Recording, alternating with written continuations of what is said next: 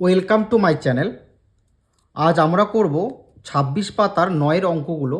এর আগের ভিডিওতে আমি তোমাদের ৫ থেকে ৮ পর্যন্ত অঙ্কগুলো করে দিয়েছি। তোমরা যদি দেখে না থাকো তোমরা অবশ্যই দেখে নেবে। তো দেখো প্রথম অঙ্কটা কি বলেছে, যে 2/3 এর সাথে কত যোগ করলে 2 পাবো। 2/3 এর সাথে কত যোগ করলে 2 পাওয়া যাবে সেটা আমাকে বের করতে হবে।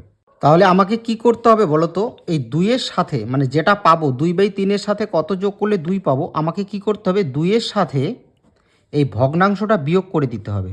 2/3 এটা আমাকে বিয়োগ করে দিতে হবে। এবার দেখো আমরা বিয়োগ করব কিভাবে করব? এই 3-এর সাথে এটা গুণ করব, 3 দুগুণা 6, তার সাথে উপরেরটা কি করব? বিয়োগ, আর হরে যা আছে তাই। তাহলে এখানে কত হবে? 4/3। তোমরা এভাবেও করতে পারো, 2 বিয়োগ 2/3। দেখো 2-এর নিচে কিছু নেই মানে 1 আছে, তাহলে 3 আর 1-এর লসাগু কত হবে? 3 আর 1-এর লসাগু 3।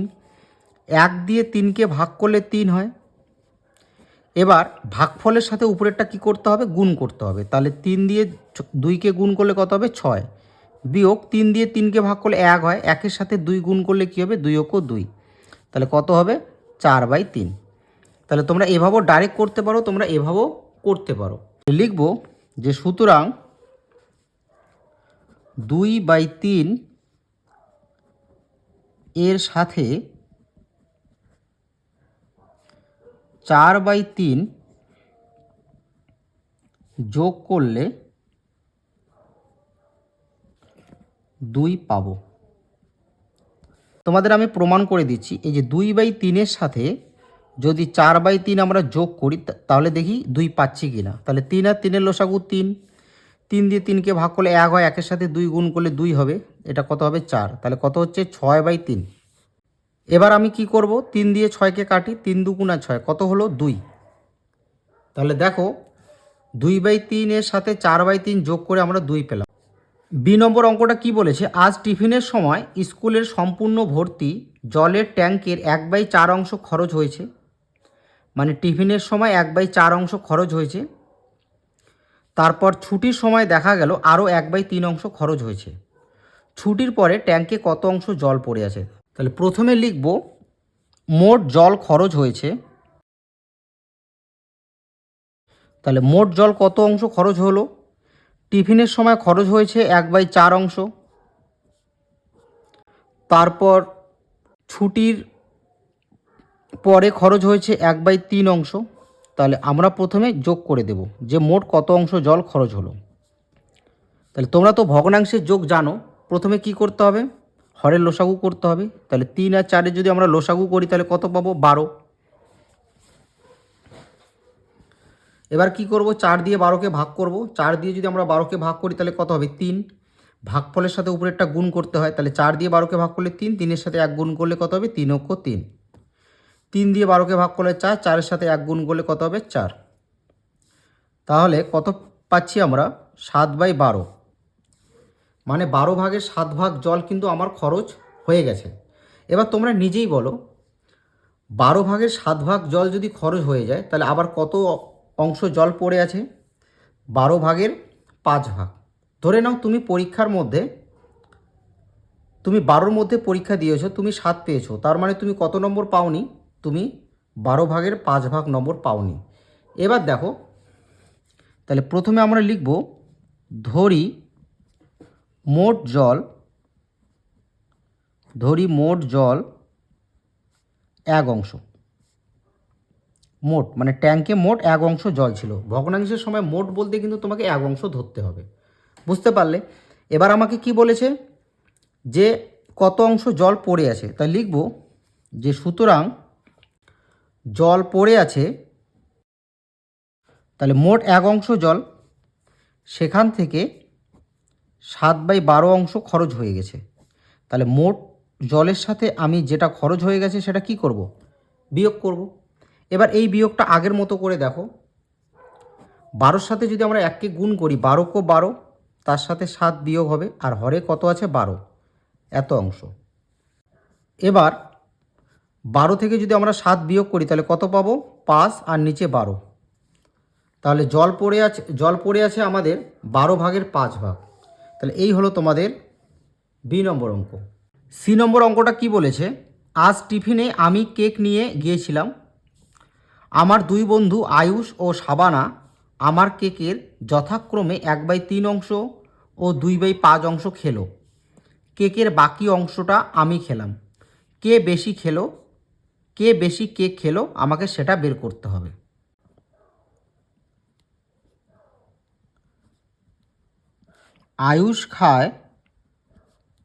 আয়ুষ কত অংশ খায়? 1/3 অংশ।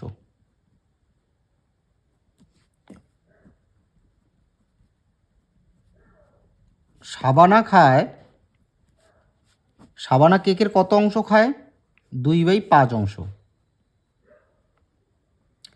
এবার আমাকে দেখতে হবে যে আয়ুষ আর শাবানা মোট কত অংশ খেলো। তো লিখব যে সুতরাং দুজনে মোট কেক খেলো। আয়ুষ খেলো 1/3 অংশ, শাবানা খেলো 2/5 অংশ। তাহলে দুজন মোট কত অংশ কেক খেলো সেটা আগে আমাকে দেখতে হবে। তাহলে আমি যদি এই ভগ্নাংশ দুটোর যোগ করি তাহলে আমাকে কি করতে হবে, প্রথমে হরের লসাগু করতে হবে। তাহলে 3 আর 5-এর যদি আমরা লসাগু করি তাহলে কত হবে? 15। 3 দিয়ে 15কে ভাগ করলে আমি কত পাবো? 5 পাবো। 3 5-এ 15। তো এটার সাথে এটাকে ভাগ করতে হয়, বুঝতে পারলে তো? 3 দিয়ে 15কে ভাগ করলে কত হয়? 5। ভাগফলের সাথে উপরেরটা গুণ করতে হয়। তাহলে 5-এর সাথে 1 গুণ করলে 5। 5 দিয়ে 15কে ভাগ করলে 3, 3-এর সাথে 2 গুণ করলে 3 2 6। তাহলে কত হচ্ছে? 11/15 অংশ। এবার আমি কত অংশ খেলাম সেটা আমাকে বের করতে হবে। তাহলে ধরি মোট কেক সমান সমান 1 অংশ, মোট 1 অংশ ধরতে হবে। সুতরাং আমি খেলাম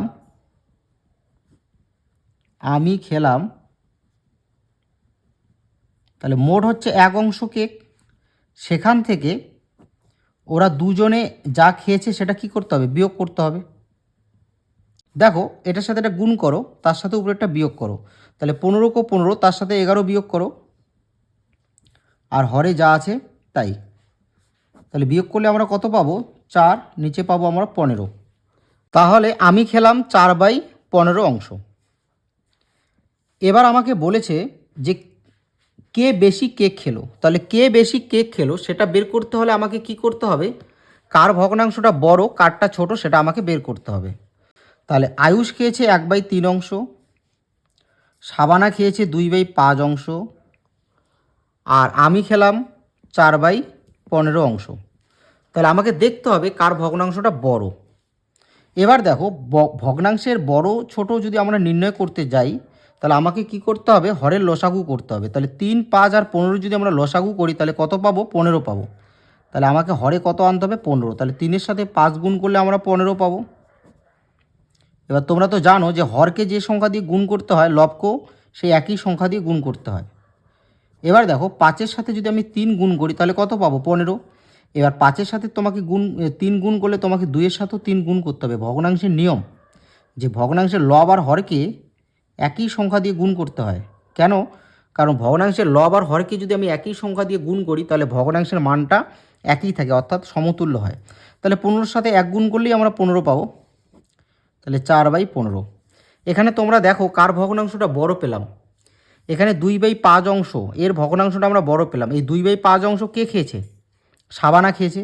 তাহলে আমরা বলতে পারি যে সুতরাং শাবানা, তাহলে আমরা এদিকে লিখতে পারি যে সুতরাং শাবানা, বোঝা গেল? এই হলো তোমাদের সি নম্বর অঙ্ক। ডি নম্বর অঙ্কটা কি বলেছে, রতনবাবু তার 25 বিঘা জমির মধ্যে 16 বিঘা জমিতে পাট চাষ করেছেন, কিন্তু উষাদেবী তার 15 বিঘা জমির মধ্যে 8 বিঘা জমিতে পাট চাষ করেছেন। হিসাব করে দেখি রতনবাবু ও উষাদেবী তাদের জমির কত অংশে পাট চাষ করেছেন। আমাকে প্রথমে অংশ বের করতে হবে, অর্থাৎ আমাকে ভগ্নাংশ তৈরি করতে হবে। এরপর বলেছে কে বেশি পরিমাণে জমিতে পাট চাষ করেছে। তাহলে আমাকে কি করতে হবে? কার ভগ্নাংশটা বড় কার ভগ্নাংশটা ছোট সেটা আমাকে বের করতে হবে। তাহলে দেখো রতনবাবু 25 বিঘা জমির মধ্যে 16 বিঘা জমিতে পাট চাষ করেছে। তাহলে এটাকে আমরা প্রথমে অংশ বানাবো, অর্থাৎ ভগ্নাংশ বানাবো। তাহলে লিখবো সুতরাং রতনবাবু পাট চাষ করেছেন,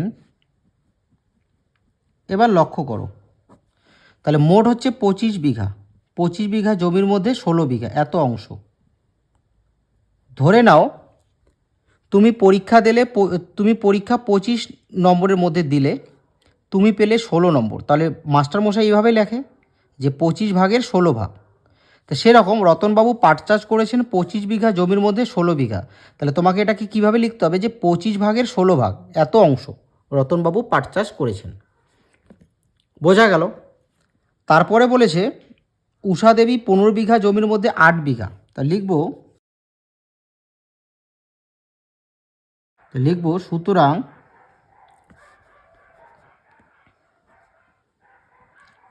উষা দেবী পাট চাষ করেছেন, এটাকে আমরা অংশে লিখব আগের মতো করে। তাহলে মোট হচ্ছে 15 বিঘা জমি, 15 বিঘা জমির মধ্যে 8 বিঘা, এত অংশ। এবার দেখো তোমাদের বলে রাখি, তোমরা যদি এই লাইনটা না লেখো যে রতনবাবু পাট চাষ করেছেন 15 বিঘা জমির মধ্যে 16 বিঘা, তোমরা যদি এই লাইনটা না লিখে তোমরা যদি ডাইরেক্ট এটা লেখো যে রতনবাবু পাট চাষ করেছেন এত অংশ, উষা দেবী পাট চাষ করেছেন এত অংশ, তবু কিন্তু চলবে।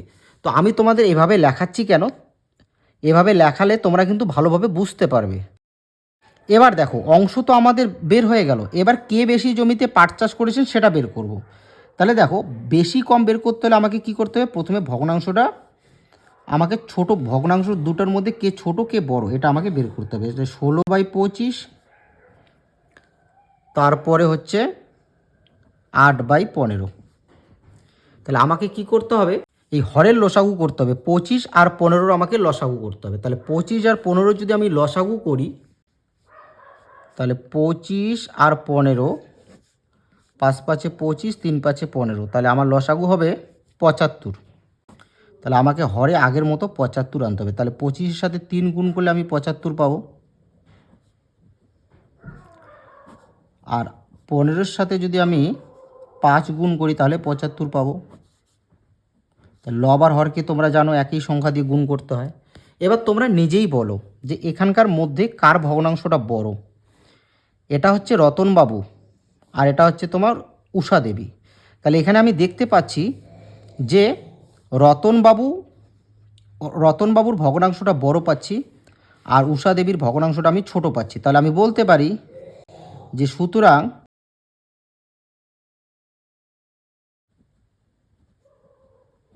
তাহলে তোমরা এভাবে লিখে দেবে।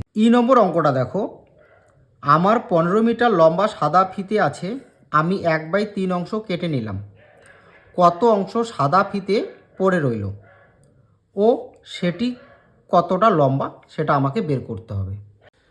তাহলে প্রথমে আমরা দেখব যে আমি সাদা ফিতে কতটা কেটে নিলাম। তাহলে লিখব আমি সাদা ফিতে কেটে নিলাম, দেখো 15 মিটারের কত অংশ, 15 মিটারের 1/3 অংশ। তাহলে 15 মিটারের 1/3 অংশ কত মিটার সেটা আমরা বের করব। তোমরা সবসময় মনে রাখবে যে সংখ্যার সাথে তার অংশটা সবসময় গুণ হবে, বুঝতে পারলে? এই যে এখানে 15 মিটার তার 1/3 অংশ, তাহলে এই 15 মিটারের সাথে 1/3 অংশ কী হবে, গুণ হবে, এটা মনে রাখবে। তাহলে আমরা যদি এখানে কাটাকাটি করি তাহলে এখানে কত আসলো, 5 মিটার। তাহলে আমি সাদা ফিতে কেটে নিলাম কত মিটার, 5 মিটার। এবার দেখো সাদা ফিতে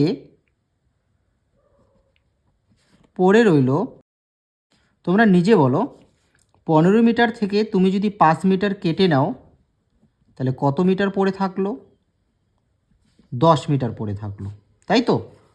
তাহলে 15 মিটার থেকে 5 মিটার কেটে নিলে পড়ে থাকলো 10 মিটার। তাহলে এই 10 মিটারটাকে আমি ভগ্নাংশে লিখব। তাহলে লিখব যে সুতরাং সাদা ফিতে পড়ে রইল,